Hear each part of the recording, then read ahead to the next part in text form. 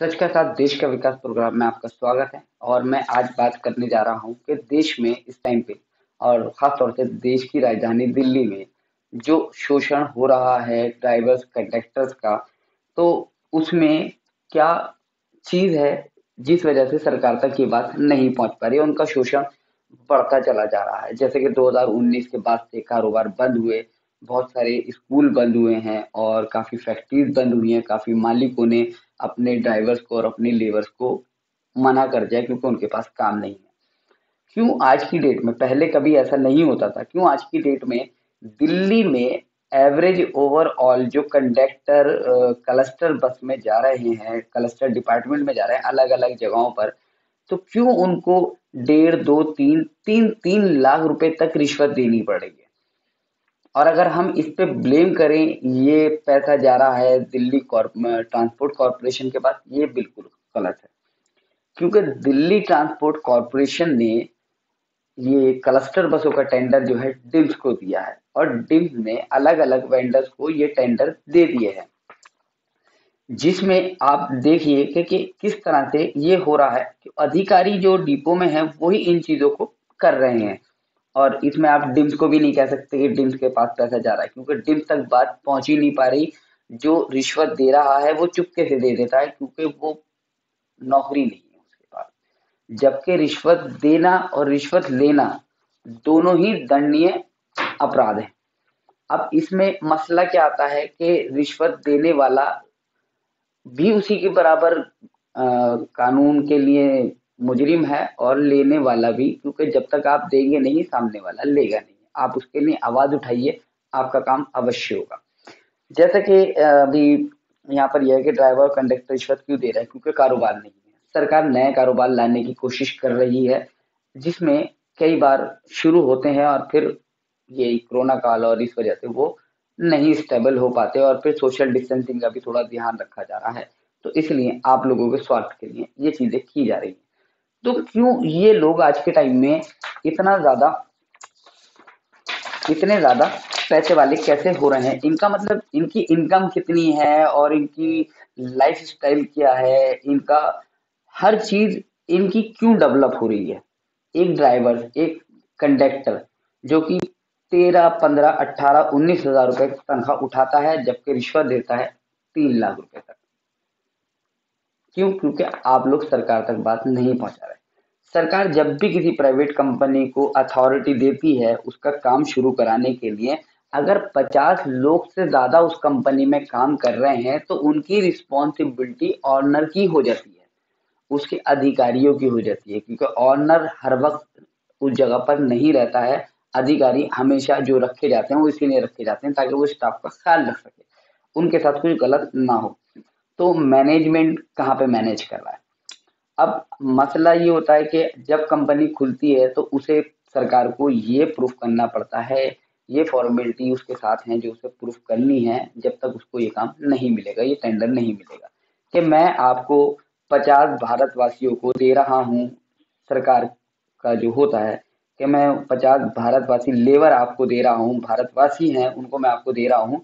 तो अगर वो किसी भी परिस्थिति में किसी भी मुसीबत में पड़ते हैं, उनके साथ खुदा ना खास्ता कोई एक्सीडेंट हो जाता है, तो क्या उसके लिए आप तत्पर हैं? क्या उसके लिए आप खड़े हैं? जब तक आप उनको ये आश्वासन नहीं देते कि हाँ मैं उनके साथ खड़ा हूँ, आश्वासन से मतलब उनके मेडिकल और उनके इंश्योरेंस और उनके साथ और भी बहुत सारी जो सरकार दे रही है अलग अलग तरीके से, वो चीजें आपको दी जा रही हैं या नहीं दी जा रही।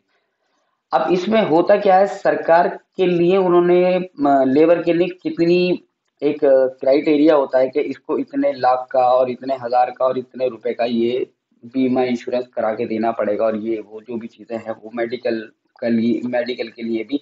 लेकिन मसला ये है कि आपको जो मिल रहा है, क्या वो सच में वो है जो सरकार ने आपको देने का वादा करा है, या जो आपके मालिक ने सरकार से आपको देने का वादा करा है? सरकार तक बात कब पहुंचेगी? जब तक आप लोग नहीं पहुंचाएंगे। आप ड्राइवर्स और कंडक्टर देश की आर्थिक स्थिति को संभालते हो, आप बहुत सारे लोगों को लाने ले जाने का काम करते हो। अधिकारी सिर्फ डिपो में बैठ के फोन पे बात करते हैं, आपको डराते हैं, धमकाते हैं, अकेले में बात करते हैं, सामने आके कोई बात करने को तैयार नहीं होता है। तो जैसा कि मैं इस चीज पे बार बार बोल रहा हूँ और इन चीजों को मैं बोलता रहूंगा, क्योंकि मैं सच के लिए लड़ रहा हूँ, मैं झूठ के लिए नहीं लड़ रहा हूँ, तो मुझे किसी का डर नहीं है। जिसको डर का होता है, जिसके दिल में डर होता है वही डरता है, और जिसके दिल में चोर होता है वही डरता है। तो मुझे इन चीजों से कोई डर नहीं है कि मैं क्या करने वाला हूँ। मैं, क्योंकि मेरा काम है आवाज उठाना, आपकी आवाज मैं हूँ जो मैं आगे तक आपकी आवाज लेके जाता रहूंगा। अब बात करते हैं दिल्ली ट्रांसपोर्टेशन। आपके लिए काफी सारे लॉ हैं आपके लिए, जिसकी मैं डिस्कस करूंगा आपसे, क्योंकि वीडियो बहुत लंबा हो जाएगा। आप उनके बारे में भी पढ़िए और उन चीजों को भी जानिए। 2018-2019 में सबसे ज्यादा जीडीपी, लेबर कोर्ट की तरफ सबसे ज्यादा जीडीपी देने वाला स्टेट सिर्फ और सिर्फ वेस्ट बंगाल है।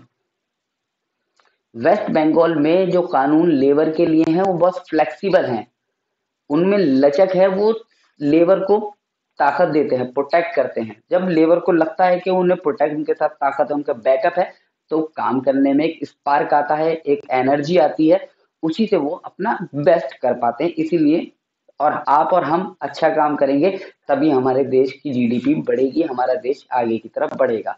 सरकारों को ब्लेम करना ये हमारा अपना खुद का नाकाम होने के बराबर है, क्योंकि सरकारें अपना काम कर रही हैं और आप लोग अपनी कंप्लेंट श्रम विभाग में करें, सरकार से करें।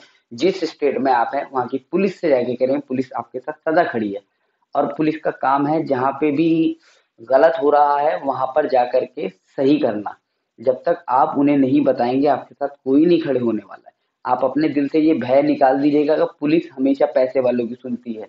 इतिहास है भारत का कि आज भी न्यूज चैनल खोल के देखें और यूट्यूब पर बहुत सारे चैनल चल रहे हैं, उन्हें खोल के देखें तो उसमें आपको साफ दिखेगा कि बहुत बड़े बड़े उद्योगपति, बहुत बड़े बड़े लोग, बहुत बड़े बड़े क्रिमिनल लोग, जिनको पुलिस ने जरा सा भी नहीं बख्शा है, उनके साथ कानूनी कार्रवाई की गई है। तो आप अपना हक नहीं छोड़िए, क्योंकि आपकी ताकत आप हैं, आपका हक आप ले सकते हैं, कोई नहीं ले सकता जब तक आप अपनी आवाज बुलंद नहीं करेंगे। इसी तरह से आपका शोषण होता रहेगा अगर आप चुपचाप बैठे रहेंगे। इसलिए सरकार तक अपनी बात पहुंचाइए। अगर आपको कुछ भी जानकारी चाहिए, हमसे कुछ पूछना चाहते हैं, कुछ बताना चाहते हैं, तो हमारे जो नंबर हैं इन पे कॉल करें या कमेंट बॉक्स में भेजें। और इस वीडियो को ज्यादा से ज्यादा शेयर करिए, सब्सक्राइब करिए, और ताकि ये वीडियो आगे तक जाए। आप लोगों की आवाज यहीं से बुलंद होती है, आप लोग नहीं बोल पाते डर के मारे कि कहीं नौकरी ना चली जाए। तो कृपया सच के साथ देश की आवाज में आप अपनी आवाज बुलंद करिए, हमारे साथ खड़े होइए, हम सदा आपके साथ खड़े हैं। जय